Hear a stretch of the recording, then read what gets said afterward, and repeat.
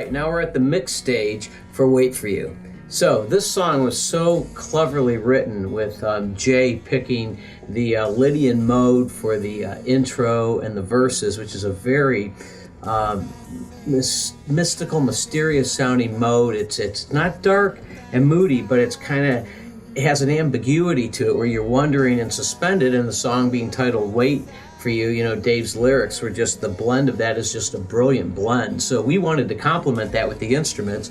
And on this version, you know, it's based off acoustics. So there's acoustic strumming, acoustic picking, melodies on acoustics. We blended a little bit with electric bass and electric guitar, but all the percussion would be hand percussion. And we used a signal path of all Warm Audio, because I just, you know, recently got Warm Audio whole rig. I went crazy because I love their stuff. I'm very versed in the 76s and 2As, and I love their stuff. So everything was tracked with a WA-87 microphone. So I have two of them. So for the John Bay, we recorded the top of it a couple feet off, and then we put one actually underneath the John Bay to pick up a low sub. Because this song kind of being mystical, we kind of wanted to have a real high sibilance in the vocals, and then a real boomy, like kind of I don't know, fairy tale, Disney, you know, the Jurassic Park boom kind of thing underneath it. So it's kind of real mysterious. So the Warm Audio complemented everything, because we went old school with playing live. So the band didn't play live, but each of our performances is essentially live from beginning to end. And we kept that, very little editing. So I did, you know, maybe 80% of it's live. I did some quantizing of some of the percussion instruments to lock it tight, but basically old school. But the EQing, the compression, and the mix and master is more of a modern style, with the high sibilance, the real sub John Bay, and just the way we're trying to get a very transparent mix. It's dense, but yet we feel it's coming out transparent. The Warm Audio stuff complemented that wonderfully. So the signal path, the 87 mic into the 412 preamps, which are just awesome.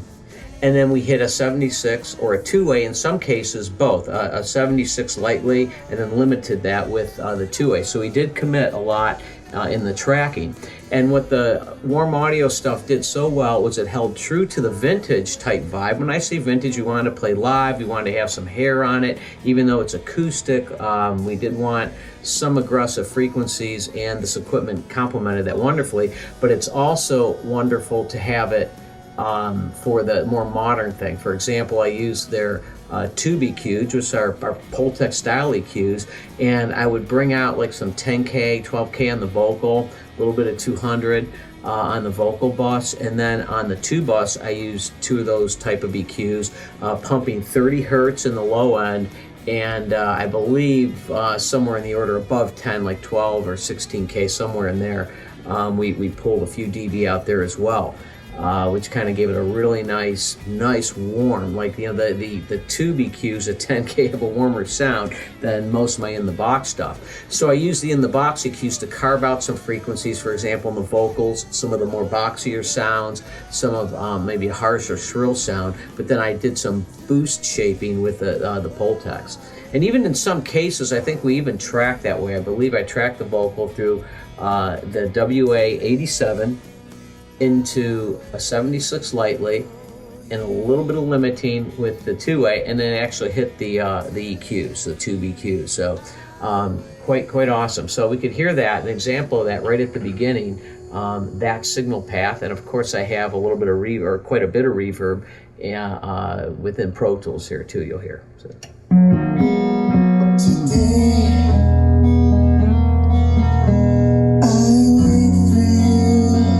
So as you watch the performance, listen for that. Listen for that nice sibilance, but then that boom underneath. So we're really going high and low in the spectrum, and the mid-range instruments come in as the you know, the verse develops. So it was really awesome to be able to work with such a well-written song and try to carve our mix and then mastering situation to that. So it was really cool to work with a clever song like this.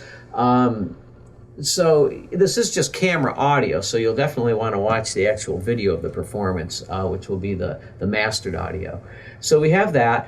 The bass was an exception. The bass we did not mic up. The electric bass was one of the few electric instruments we used. I went through the 412, Warm Audio 412, into an 1176. And on mix, I'm using the Warm 2A into my Toft Council with a little bit of EQ on that, and so the bass is in here.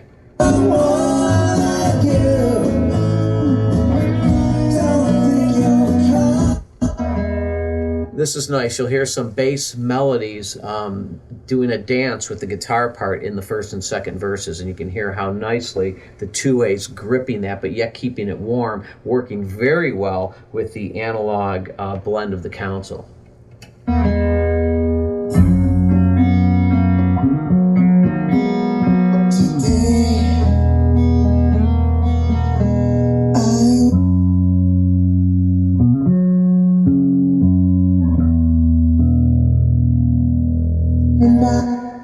So that 2A's holding it right there, but it's not making a real synthetic push on it, and you can tell it's compressed or anything like that. But just a pretty just reasonable sound, because we didn't want to have it too punchy, too clicky or anything because of the acoustic instruments. The acoustic guitars are running through 1176, and I believe I'm using let's see, 2 acoustics with no compression, but these were tracked through WA 76s, and that would be this right here, this bus.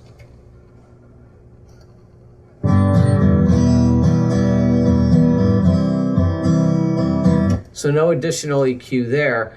I did run a couple acoustics through my LA3As in the mix, but again, it was tracked through the 412 and the WA. I want to say, yeah, these ones were tracked through the WA 2A. So the 412 and the 2A, of course, the WA 87 microphone.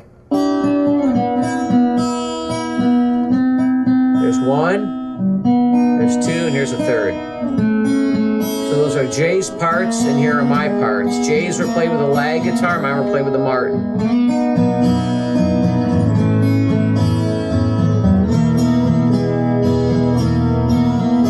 Okay, then I mic'd up a boutique amp I use, a Byron Fay amplifier. I used 2 of them with some creamback speakers. We used 87s there. Like I said, we exclusively worked with the Warm Audio on the tracking, and I'd say 80% of the mixing is the warm stuff. So let's see here. Yeah, those electrics, 2 of these electrics, we just let them sit. They're way in the background, only at certain sections of the song. They're rhythm tracks, and I believe these tracks are not being compressed.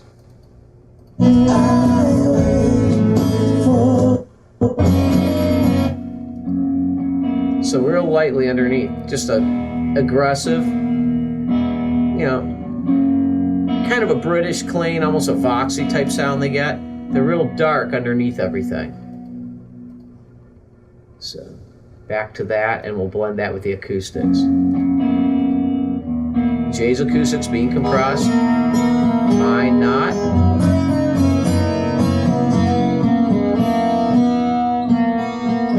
And everything's getting a little bit of sparkle up at 10K from the warm EQs, the Pultec style EQs.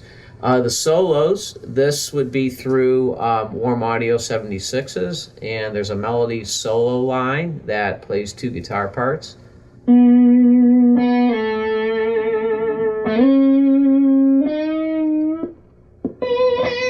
Right there.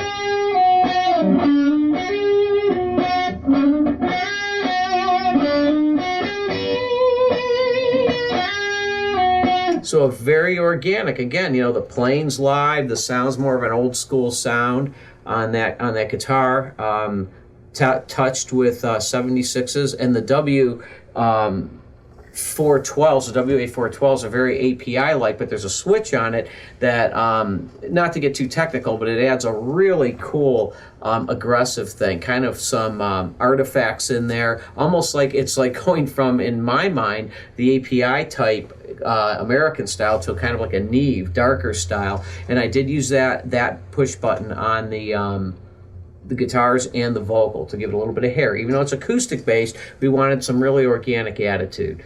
Also, let's take a look at the rhythm bus here. So we do have like a cymbal track, just doing some simple accents, the WA microphones right over a couple cymbals.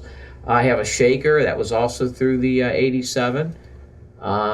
And let's take a listen to the djembe. The djembe I'm compressing with the 76, a WA 76, and I'm also gating it so that the gate actually shuts off, because it's a low sub, a doom, in rhythm to the song. So there's a top part that's actually 187, and let's see here. That's the top, a little bit of the lows in there, and here's the low one, the sub. Mixed with a kick drum that he used a big mallet and just actually played a kick drum like a marching band bass drum. That's mixed with the djembe being gated and compressed for some to tame it up, actually. So let's see. Top part of the djembe, shaker. Here's a drum. This is an interesting one. We call it the Viking drum because of the cowhide on it, but it's actually a hand drum that I did drumagog. It's probably the only synthetic thing we did. So drumagog bypass, the drum is this. In drumagog has a nice feature I can blend, so I have the snare blending with this actual mic'd up drum with the WA 87, now with the drumagog. Kind of serving as a snare. Kabasa.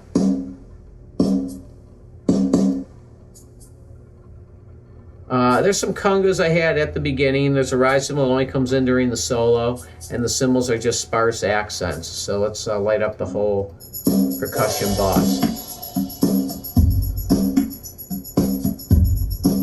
The verb channels on that. Bass. J Farris acoustics. Freddy DeMarco acoustics, electrics, electric leads.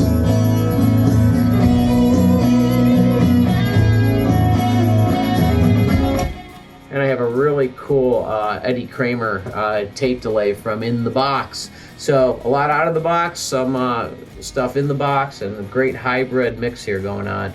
Having a lot of fun with this. So essentially, the 2 bus has a couple bus compressors on it, but it leads off with the Pultec style warm audio EQ, and that's that. So I'm hoping for a pretty fuzzy tone at the end, and I think we pretty much have a print here, and this will go off to Doug Jenkins to be mastered. And incidentally, he's actually using some of the warm audio stuff in his mastering facility, so hopefully he'll use some on this. He deals with a lot of SSL, Manley, Neve stuff, and he's actually the one that turned me on to the warm audio stuff, and he actually has some.